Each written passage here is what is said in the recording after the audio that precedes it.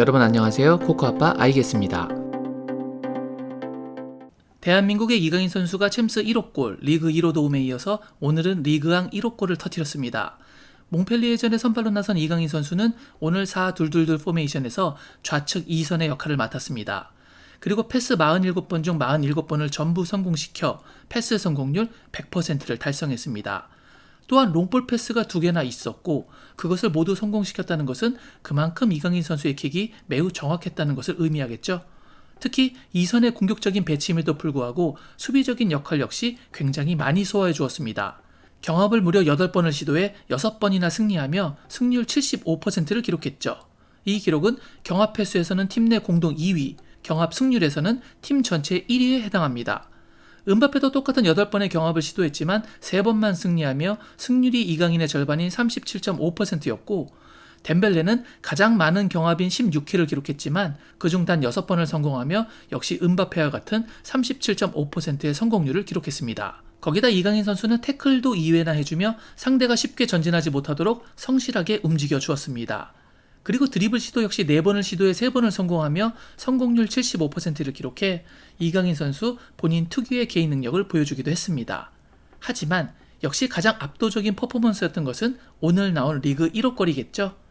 하키미가 우측에서 침투하며 컵백을 내어주는데요. 그 패스는 중앙으로 침투하던 은바페를 향했습니다. 그러자 수비는 당연히 은바페 쪽으로 쏠릴 수밖에 없겠죠. 그런데 은바페가 뒤에서 쇄도하고 있던 이강인 선수에게 이 공을 그냥 흘려줍니다. 이것은 은바페가 무조건 욕심을 부리는 선수가 아니라 팀 동료와 공격에서 호흡을 맞춘다는 의미고 그 대상이 오늘 좌측에서 함께 뛴 이강인 선수였다는 점을 생각한다면 매우 고무적인 장면이 아닌가라는 생각이 듭니다. 그리고 은바페가 흘려준 하키미의 컵백을 받은 이강인, 동료들의 도움을 놓치지 않았죠. 상대 수비가 이강인의 슈팅을 막기 위해 달려오며 다리를 뻗어보는데요. 이걸 그냥 밑으로 깔아서 찼다면 타이밍적으로는 무조건 슛블럭에 걸리는 것이었죠. 하지만 이강인 선수는 기가 막히게 이 공을 뛰어차는 슈팅 결정력을 보여주었습니다. 그러자 점프를 뛰어보려던 키퍼는 약간 바깥쪽으로 휘며 계속해서 직선적으로 위를 향해 올라가는 공을 그냥 바라만 보게 되며 반응하려던 몸이 자신도 모르게 멈춰버리고 말았죠. 그리고 설령 다이빙을 시도했다고 해도 공은 계속 위로 올라가고 있었기 때문에 막을 수 없는 상황이었습니다. 그 정도로 이강인의 슈팅과 득점 장면은 아주 예술적인 1호 골이 아니었나라고 생각하게 됩니다. 그리고 그 생각은 비단 저만의 생각은 아니었을 것입니다. 우선 현지 언론사에서 극찬하는 부분부터 전해드리겠습니다. 프랑스 파리 언론지 파리지앵은 이강인 선수를 따로 뽑아서 기사를 냈습니다. 기사 제목은 파리 생제르맹 몽펠리에 3-0 전체적으로 대담했던 이강인이 완벽한 경기를 펼쳤다라고 이야기하고 있습니다. 기사 내용을 요약해서 전해드리면 이렇습니다. 이강인은 잃어버렸던 시간을 되찾아 이제 그의 실력을 진정으로 보여주려고 한다.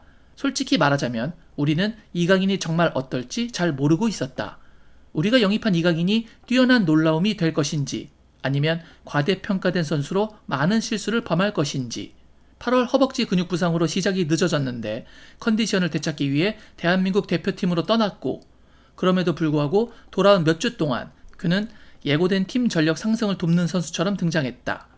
자이르 에메리처럼 이강인 선수도 미드필드의 역동성을 더하기 위해 초고속 열차 떼제베 모드로 진입했다.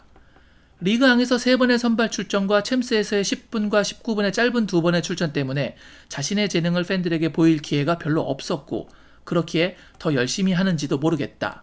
최근 3경기에서 이강인은 매번 결정적인 역할을 해냈다.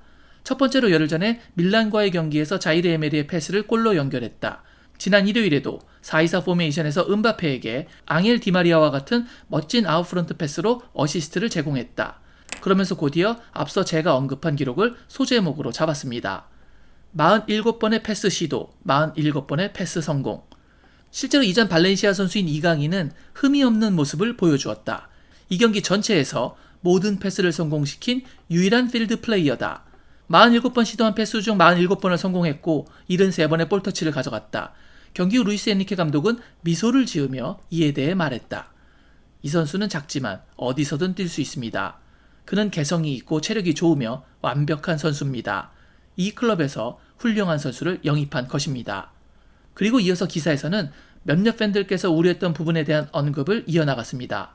더 중요한 것은 여름에 음바페가 다시 팀에 합류하기 전에 이강인은 처음에 네이마르와 친한 친구로 보였다는 것이다. 그는 10살부터 스페인어를 공부했고 쾌활한 성격으로 이전 바르셀로나 선수인 네이마르와 가까워지는 것은 당연했다. 하지만 이제 경기장에서 프랑스 대표팀 주장인 음바페와 친구처럼 어울린다. 하키미가 준 크로스에 대한 음바페의 페이크 동작은 거의 결정적인 패스만큼이나 가치가 있다. 이런 완벽한 경기 시작 후 한국 선수는 기술과 투쟁력 면에서 그의 모든 능력을 펼칠 수가 있었다. 기사를 요약해서 전해드리려고 했는데 거의 대부분이 이강인 선수 칭찬이라서 뺄 내용이 사실 많지는 않았습니다. 이강인의 활약에 매우 고무되어 있는 파리 전문 언론사 파리지앵. 그들은 오늘 경기 평점에서 이강인에게 팀 내 최고 평점인 7.5점을 부여했습니다. 참고로 돈나룸마 5점, 하키미 7점, 마르키뉴스 6점, 슈크리니아르 7점, 무키엘레 7점, 우가르테 6.5점, 자이레 에메리 6점, 덴벨레 7점, 콜로무아니 5점, 음바페 5점이네요. 와, 이강인 선수 역시 대단하십니다. 특히 평점 7.5점을 준 후 무엇보다도 기술적 기교가 너무 뛰어나다. 중앙 미드필더와 윙 포지션 사이에 혼합된 하이브리드 역할에서 그의 패스는 이타적이고 정확성을 보여주었다. 모든 면에서 뛰어난 경기를 펼쳤다. 라고 극찬하고 있습니다.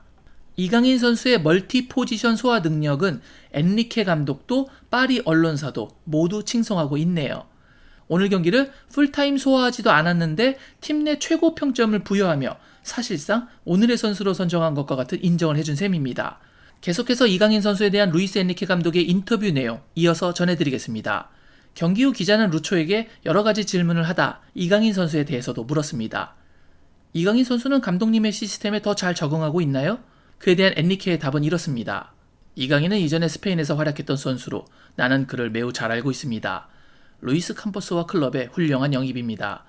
그를 팀에 가지고 있다는 것은 큰 행운입니다. 그는 노력하며 볼을 잃지 않고 압박을 견뎌내며 득점 기회를 제공합니다.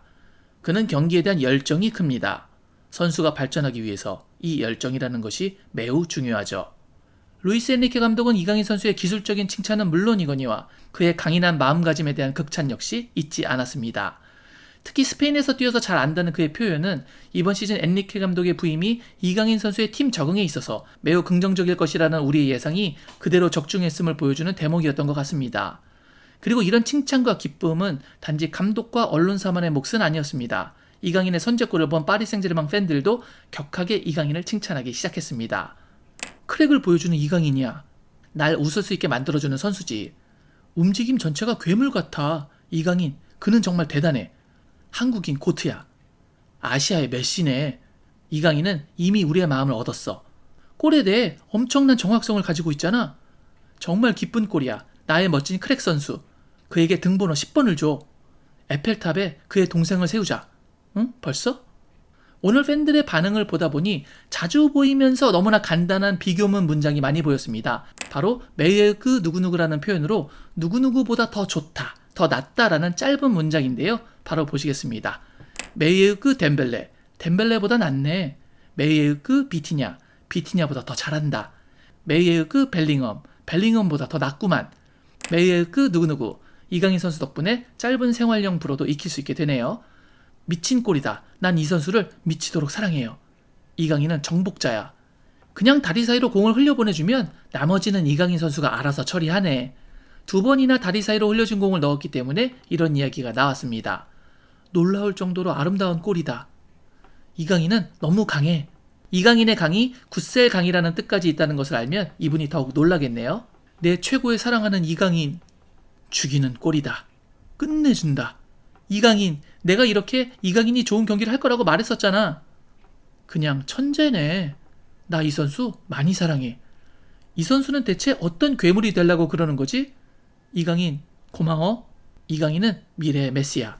보시는 것처럼 이강인 선수의 선제골은 많은 파리 팬들까지도 열광의 도가니로 몰아넣고 있습니다. 오늘 경기에서 관리 차원으로 엔리케 감독이 이강인 선수를 62분경에 교체로 빼주었습니다. 당연히 다가올 챔피언스리그 밀란 원정 때문이겠죠? 오늘의 상승세를 이어나가서 부디 산시로 원정에서도 이강인 선수가 멋진 플레이는 물론이거니와 연속해서 공격 포인트를 달성해 팀을 승리로 이끌길 기대합니다. 충분히 가능하겠죠? 왜냐면 내일의 이강인은 매우 오늘의 이강인일 테니까요. 계속해서 발전하는 이강인 선수, 파이팅! 오늘 제가 준비한 영상은 여기까지였습니다. 오늘 영상이 마음에 드셨다면 구독, 좋아요, 알림 설정 부탁드리겠습니다. 저는 다른 더 좋은 영상으로 여러분께 인사드리겠습니다. 그때까지 늘 건강하시길 바랍니다. 역시 I guess.